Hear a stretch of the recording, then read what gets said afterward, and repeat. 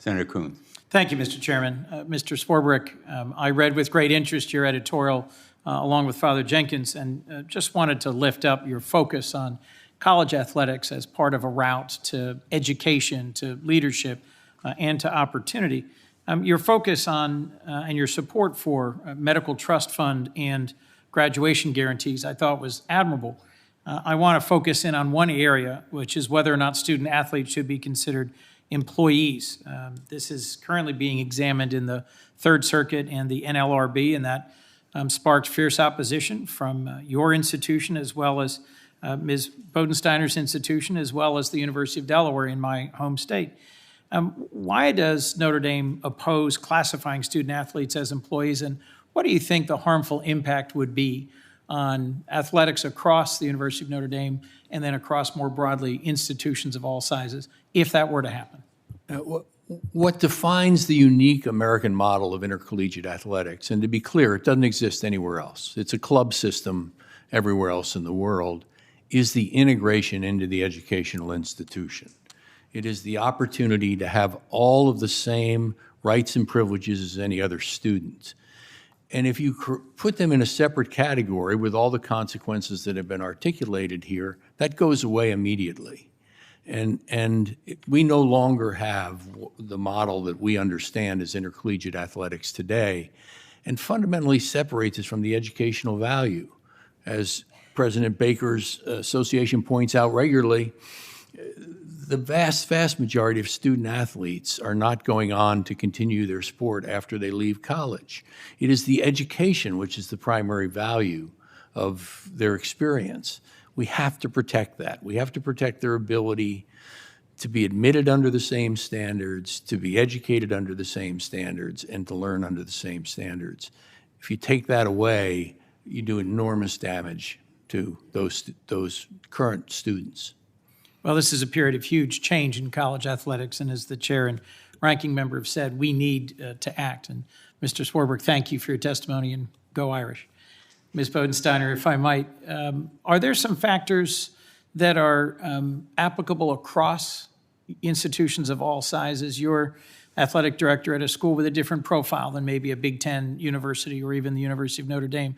Are there some specific factors that are key to your institution and others like it in the greater Philadelphia area and across our country that Congress should keep in mind as we attempt to draft NIL legislation that would preempt state legislation and apply to all the universities in America?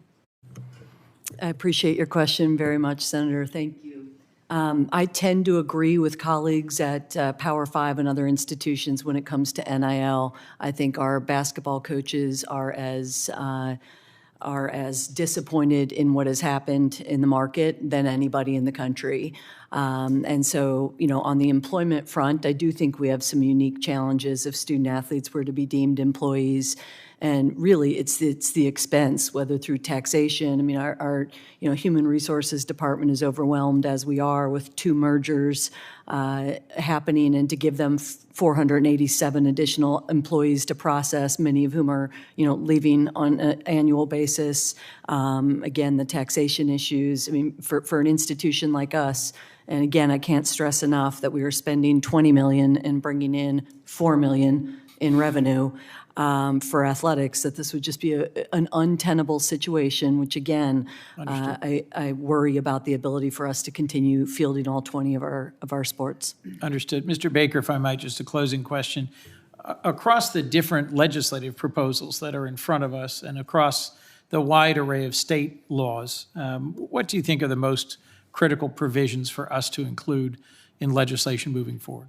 Well, I would certainly support the state preemption issue because if you think about this just at a conference level, most conferences have multiple states. And if you're trying to create anything that looks like a level playing field, and to get back to Trinity Thomas's comment about the fact that, I thought she said it well, there should be one set of rules for all athletes across all sports and all schools. I think that's exactly right.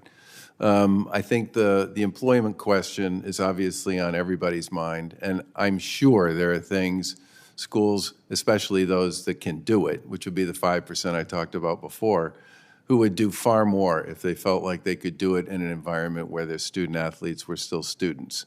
I think the issue around safe harbor, limited liability, whatever it is you want to call it. I get the fact that's a really big issue. And what I would say to Congress is if you want to create some sort of framework around that and guardrails, that's fine. But I do worry that we're going to head down a road where people are going to start challenging whether or not we should have, minimum academic standards for people to be eligible to play. Are people going to change the rules around? Let's suppose we pursue the rule that I was talking about earlier, where we want to create some transparency around NIL, because with all due respect to you, Walker, nobody knows what's going on, and everything is sort of a guess and a rumor. So when people say we're doing much better when it comes to women student athletes on NIL, I don't know if that's true or not. Neither does anybody else.